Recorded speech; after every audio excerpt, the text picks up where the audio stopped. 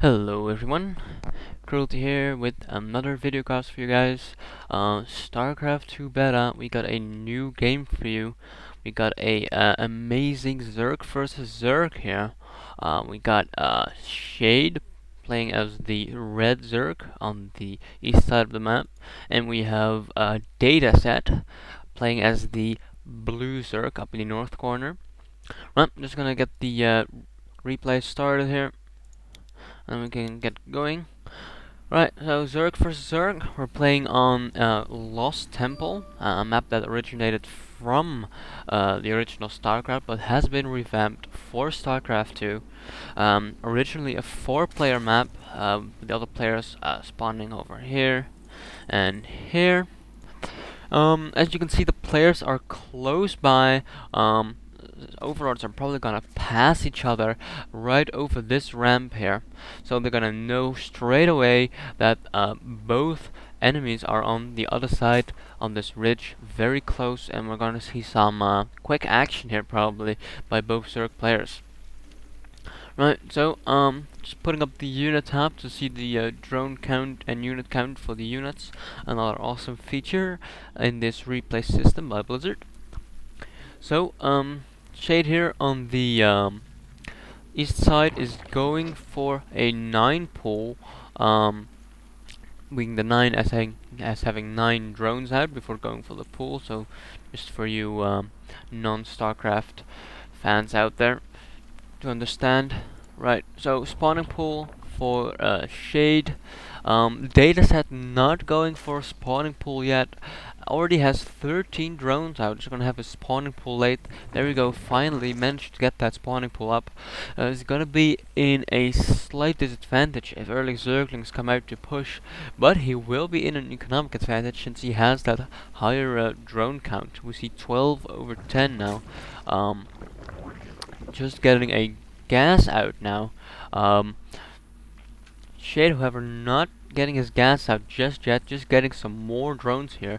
Now has more drones than Data, mining some minerals. He's probably gonna go for roaches, since he's not building any Zerglings whatsoever. As you can see here, he's waiting for the minerals. There we go. Roach Warren goes up for the Zerg player here on the east side.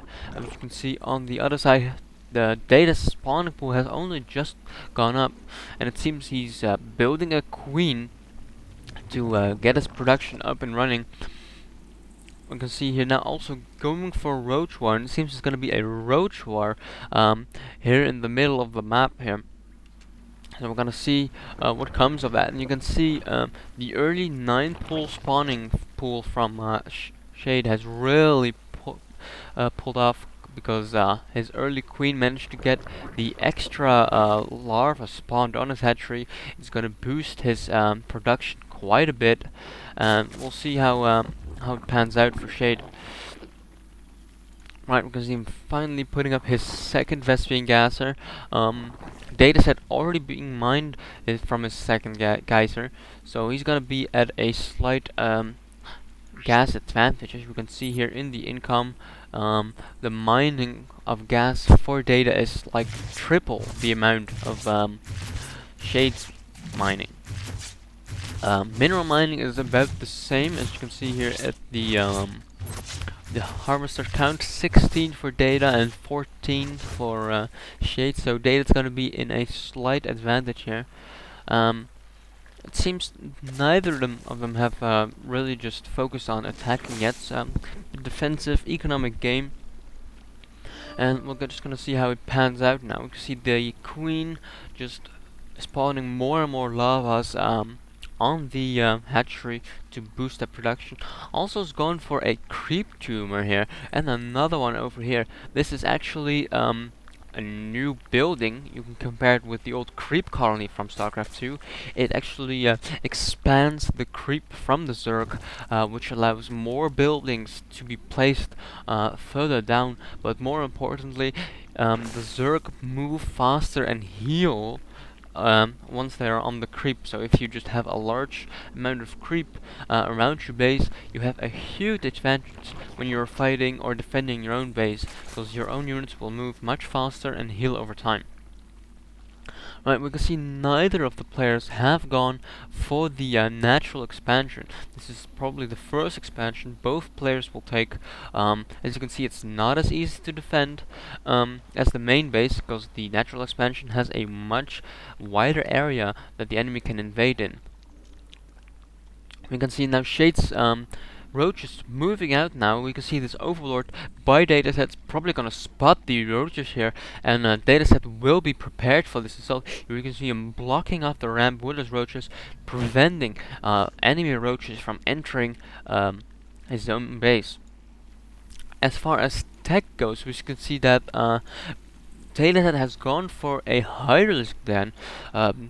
Good choice there by Dataset, because Hydralisk really are the tier 2 unit of the Zerg now, or tier 3 even, and really counters roaches really well, has a high attack damage, fast attack rate, and is just a murderer of air in this game.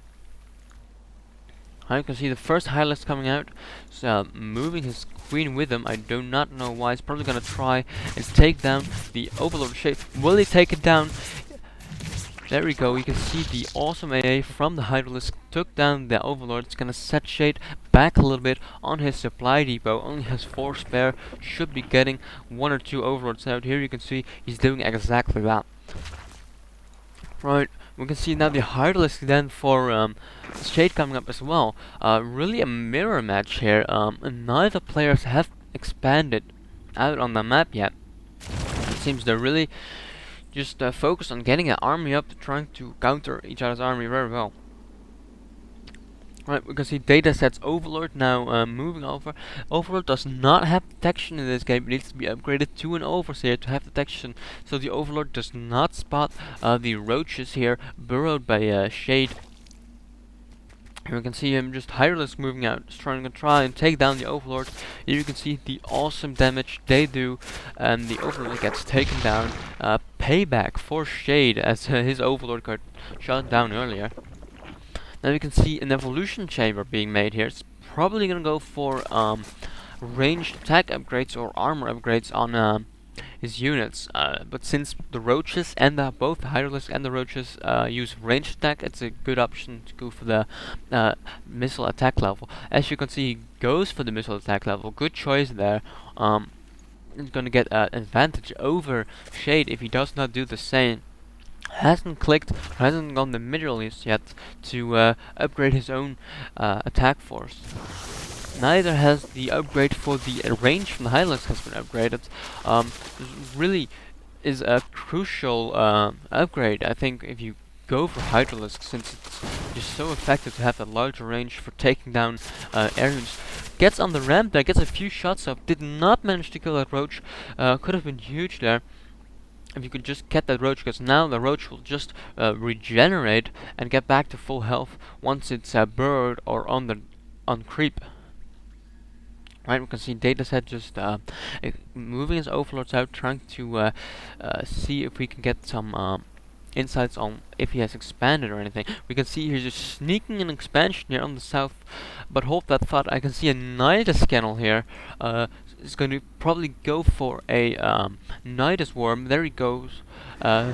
Here we can see the Nidus Worm being created. Dataset does not spot this. This could be huge if you can take down the Hydralisk then, or even go for the probe line. You can see he's all the way at his expansion. Dataset does not know what's going on. He did not spot the Nidus Worm, and we can see all these units being loaded in. And now the Nidus Worm is probably going to unload here. Here you go. Dataset still not knowing what's going on. He's gonna get hit by a large force. Here he goes. He's gonna go for the probe line. One probe down.